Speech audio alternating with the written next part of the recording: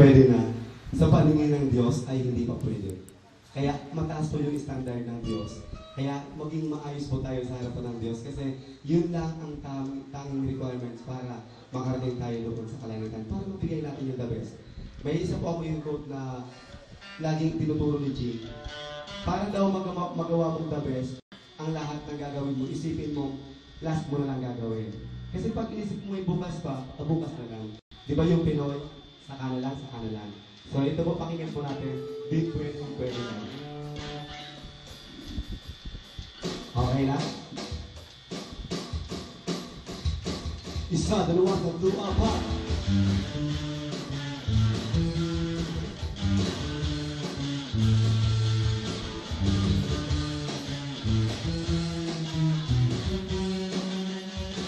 Eto na! Sige!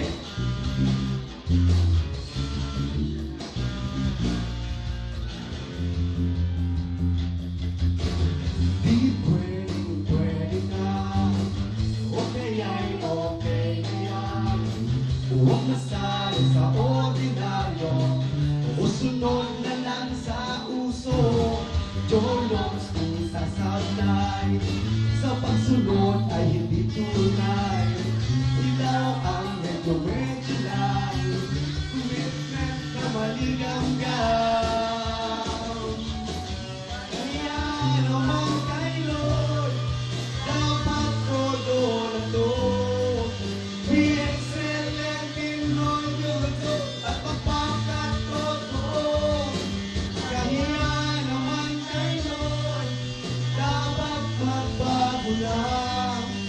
The best part sa kanya, di pwede na. Huwag na paisi-isi, deep ang ministry. Huwag naman ang tira-tira, ibigay ang pinaka.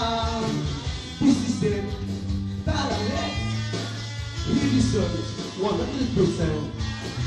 Habang may oras pa, kapatid, tumawi ka. Kaya naman tayo, dapat todo na to. Be excellent in all you do, at mapakat totoo.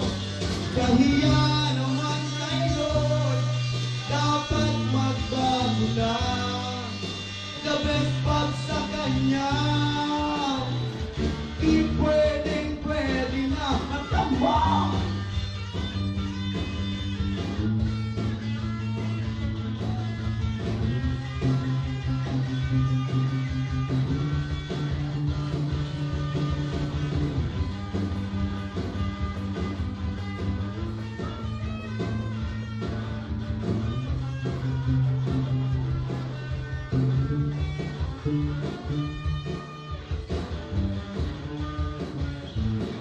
Pag-usayan mo, sige, patigihan mo. Kahiya naman kay Lord, dapat todo na to. Be excellent in all you do, at mapakat totoo. Kahiya naman kay Lord, dapat magbago na. The best pag sa kanya, di pwede na. Kahiya naman kay Lord, dapat todo na to. Be excellent in all you do, at mapakat totoo. Nakakahiya naman kay Lord, tayo'y magbago na. The best pag sa kanya, di pwede na.